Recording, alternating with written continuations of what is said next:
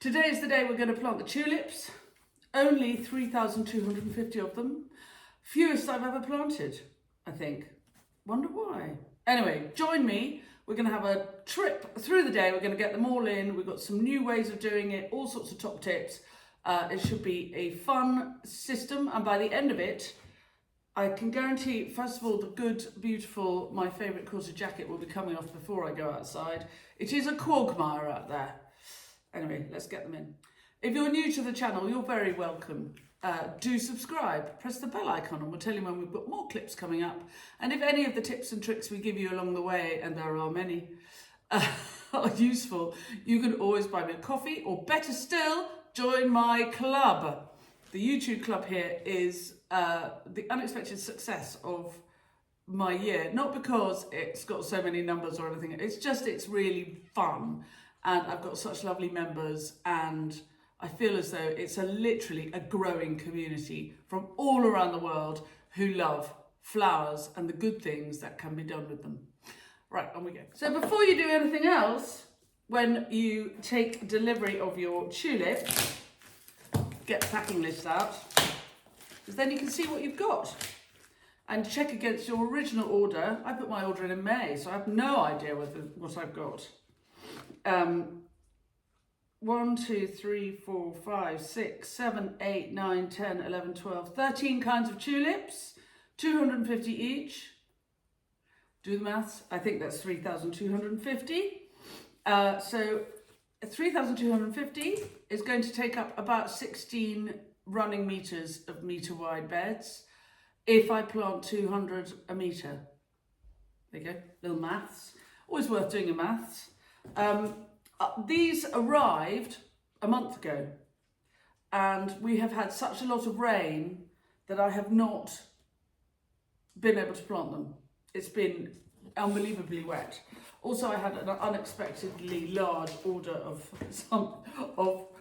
willow wreaths, which I had to make for a client in London.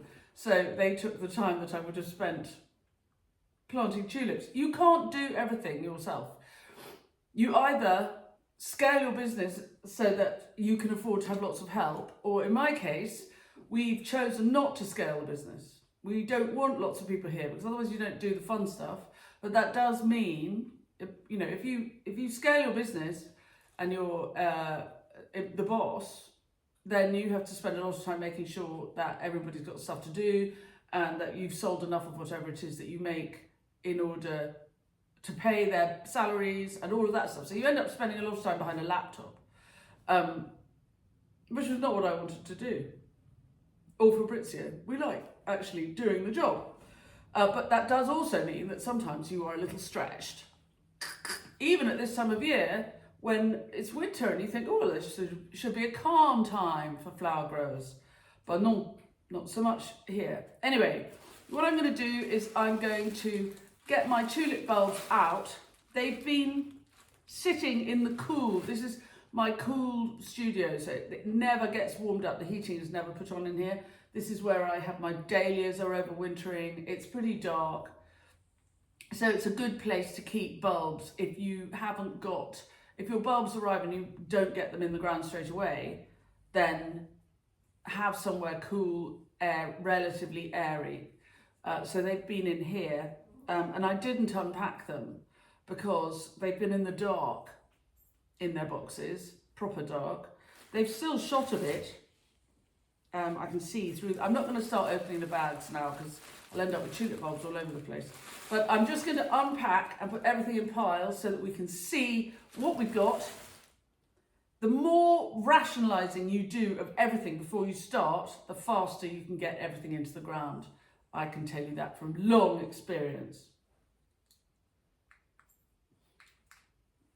And then this won't turn off. So there we are. That's 3,250 tulips, all laid out. And I'm now going to go through them and kind of sort them. I could put them into first earlies. I could put them into the order in which they're supposed to flower. But let me tell you, many years practice will whenever they flower when they're ready. And you can put your first earlies over here and you can put your lates over here. They can, depending on the spring, all flower at once. You know, I've had tulips flower which shouldn't have flowered for another month, and tulips not flower that should have flowered until a month later. So I really don't worry too much about when they're supposed to flower. What I do is make sure that I plant them in chunks, because usually each variety pretty much flowers at once. So I can then get that variety out of the ground afterwards and ready for the next planting. So I've got all my checks. Do you want to see want to know what I've got? So quickly go through the list of what I've got. 250 of each. Afgha, which is lilac with fading edges to sort of paler pink, is really, it's a simple, most of the tulips I plant are simple or uncomplicated because we're very wet. We aren't cold enough. The more sophisticated, the more double the tulip, the more likely I have found in my situation, not scientific, but just experience, the more trouble I have with tulip fire. So I'm keeping my tulips as uncomplicated as I can while still sellable, if you see what I mean. So Afgha is a single early, love it. Algarve is a blushy pink to blush, very, very pretty. And it's kind of mid-season-ish. And then most of them are late, mid to late season, because my season gets going as April goes. I'm not selling flowers really until the 1st of April, and then it winds up. So most of my colours are wedding colours, apart from, if I were doing markets, I would do much more in the way of bright colours. The two which are not particularly wedding colours, but so I can't resist them. Queen of the Night I would not be without in life. I will always have Queen of the Night as a black tulip. It's just stunning. But not all the weddings want it. But I've got 250 Queen of the Night. And against my better judgment really, I've got Rococo, which is a red parrot tulip. Again, kind of dramatic, not going to be a lost leader, will be a bit of a lost leader for me. Whereas everything else is more wedding-y colours. So, for example, one more. I've got a lovely red. Hermitage is orangey red flush. That's unlikely to be wedding. Brown Sugar, though, is orangey, but it's slightly softer because of it does have a brown sugar, so like a demerara sugar look in it. But the winning thing about brown sugar is the scent. It's absolutely amazing scent. But the rest are pretty much wedding colours. So Arabian Mystery is lilac white with a whitey edge. Chinatown, oh, I love Chinatown. It's pale pink with a green stripe. And the leaves, if you wanted to have it as a garden plant, it's just brilliant because the leaves are sort of silvery green with a white edge. It's very dramatic. But a bowl of Chinatown in wedding or for a bride's bouquet, really winning. Very late season. Flaming Flag, I love this. I grew this last year for the first time and I really loved it. It's lilac with a white edge and it's quite dramatic, but very useful. I used them all. They all got used in weddings, so it was really good. Yeah, Grand Perfection is cream with a red flash. So, yeah, but that's for me, for my pleasure. That's not going to be in all the wedding flowers, no. Monton, just look it up. It's very tall, single, unbelievably good blushy pink, but it gets pinker. I mean, it's full of colour. It's almost neon colour. And you put it in the vase and it grows another foot. I mean, it's just fantastic. I would never be without Monton. If I had to have 3 Monton Queen of the Night, and we're getting there. So spring green, I love. Cream with a green flash. Yeah, I would definitely have that. I love it. But also what's now called White Valley, but used to be Exotic Emperor. You know how plants are always changing their names. But Exotic Emperor is one of the first earlies for me to flower. And again, tall as you like, and explodes, makes a flower this big. People ask me where I've got roses or peonies so early. I mean, it's just magic. So for those early weddings, it's absolutely brilliant. Anyway, there are my choices. So there you go, 13 different varieties, I think I've given you. Let's get planting. I can't never turn this thing off. I'll walk around, turn it off. Right, so I'm going out to show you the tulip beds, but just as a side issue as we walk, you see the damage on the path because it's been so wet. Every time we tread on the path, we damage the grass. Whereas here, this side of the path, the grass has been left longer. And if I walk on it, I make much less damage because the grass is like a mat on the ground. So not only is it a good place for all the mice and a lot of insect life to live over winter, which means that then in the spring there's plenty for the birds and the owls and everybody else to eat, food chain action.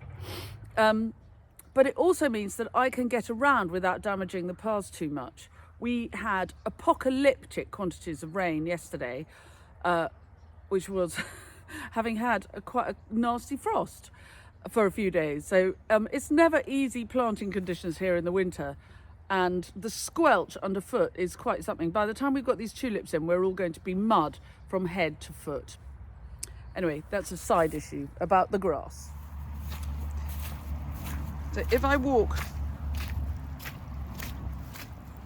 you can hear the squelch. Whereas if I walk on the longer bit, still squelching, but protected by, that's a lot of buttercup. Right, we're planting the tulips in here. Look, a mole in the night. Typical. Now, I think it's really worth always being inspired, being up for being inspired by the way that other people do things. And just waving at one of the builders doing the studio. Always worth being inspired by other people, and I keep a close eye on how my fellow flower farmers around the world manage their plots, because often they have a brilliant idea, and we're all quite good at the kind of make do and mendy or kind of cobbling things together, but making a very efficient system. So I was very inspired recently by looking at Sel Robertson at Forever Green Flower Company in Norfolk, who is one of my co-flower farmers in the UK, on the North Norfolk coast. She's a long way away from here. And she was planting her tulips, and she made these very, very efficient looking boxes, shallow boxes, and she put them on the ground, laid her tulips on the ground and backfilled to make kind of what Fabrizio and I have since been calling an instabed. Oh, that was a very good idea. Anyway, I said, well, should we do something similar here? Let's make the boxes. And he said, well, if we make the boxes, A, that's quite expensive. B, where are we going to put them in between? You know, we have to store them somewhere. And anyway, we came up with lots of reasons why that wouldn't necessarily work for us. But the principle of creating a base in which you can plant the tulips for them to grow fast and be quick to harvest stayed with us. And so again, if you look at the way some people plant tulips, and they grow them in crates with a little bit of, not too much compost, so it's quite shallowly done. It makes harvesting very easily. You pull up the tulip, bulb and all, and you get a lovely long stem. Makes it very easy. So historically, what we've always done is dig a trench along a bed like this, put the tulips in the bottom of the trench and backfill, and then top dress with compost, because all our beds get top dressed as a mulch with compost every year. So it was an opportunity to do that bit. Very much inspired by Sel, what we've done here is we've made 16 meters of bed, and actually we've used damp-proof coarse plastic, which is very solid, and it's being held up by electric fencing posts, of which we have the national collection, because we're always having little patches outside the fenced areas where we have something else, we want to protect it from the rabbits or the deer or whatever. So we quite often have a little electric fence set up. And so for that reason, we have many electric fence posts in our store.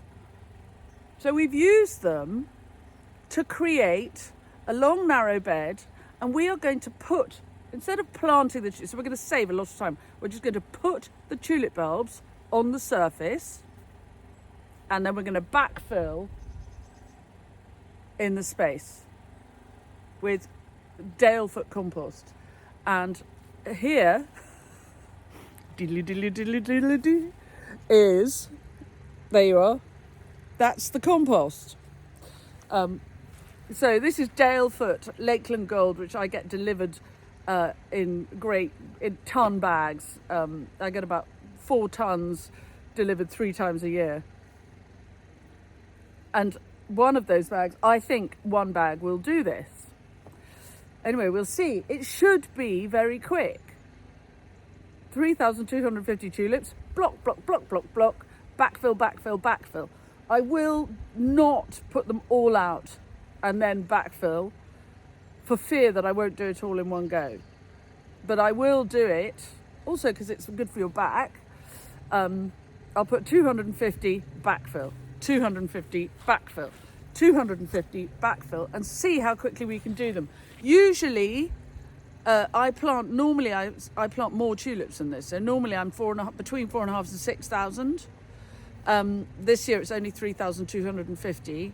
4,500 to 6,000 usually takes us 2 or 3 days, depending on how much what else we have to do. Constantly like donkeys caught between bales of hay here. It'll be pitch dark here by 4 o'clock in the afternoon, and it's about 9:45 in the morning. And I'm hoping we get it all done today. Let's see. Very simple system. Should work, I hope. So here goes the first variety. They're being brought out one at a time in the trays, and they're just being placed on the ground. And then in comes the compost, and it's just going to cover them up. That's all we're doing. Ready, steady. Very satisfying. There you go.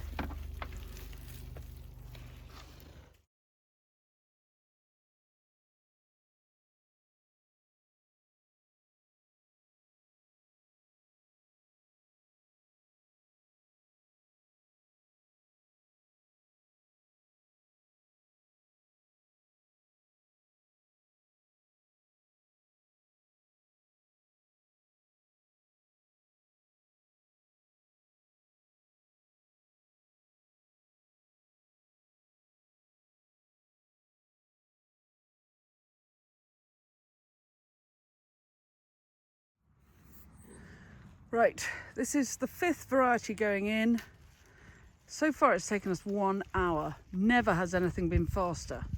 And the damp-proof coarse plastic on the sides is holding the compost in really nicely. And in the spring we'll just take it away.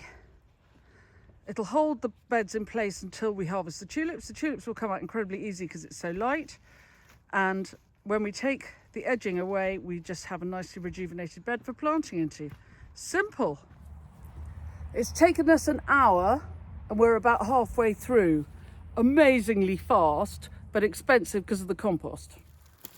So they're going in, and then the level of compost is about 6 inches, and I will go over it and put more at the end. It's just going in barrow load by barrow load roughly to get them covered. I don't want to leave them uncovered tonight, but I will be covering them more. So there you go, that's very tidy. Expensive velvet trousers, expensive apron, knee pads, muddy socks, standing water at the edge of the bed, and then on we go for the next lot. That's my lovely stepdaughter Tilly helping plant. At some point, being a lady of a certain age, I like to strip off a bit because it's hot work. So this is how we're doing it.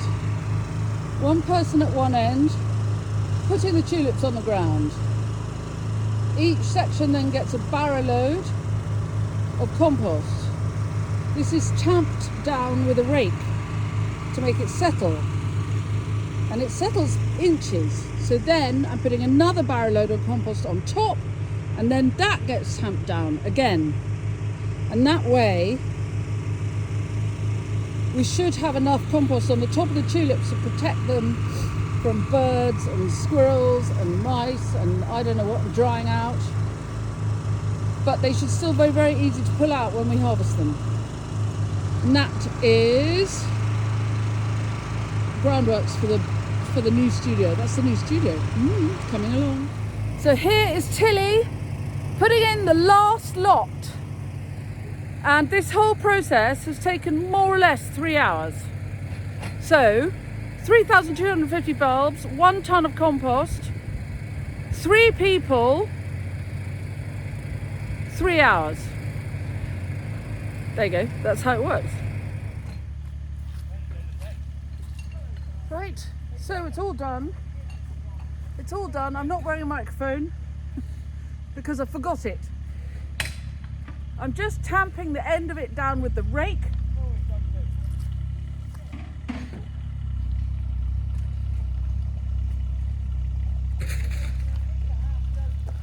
Just so that there are no big air pockets. And then behind me I've got builder's rubble mesh, and that it's just been laid on the top lightly, not in any kind of especially hospital cornery sort of way, but it will discourage the birds. Here we have a lot of birds, hooray, but the pigeons and the blackbirds and the robins as well actually will come and dig over this compost in search of worms and inadvertently dig up the tulip bulbs at the same time. And I'd rather they didn't do that. We also have mice, but I don't really worry about the mice too much because we also have owls. So while we will have mice, they don't tend not to take all my tulip bulbs. I'm okay on that front. And there is a job well done.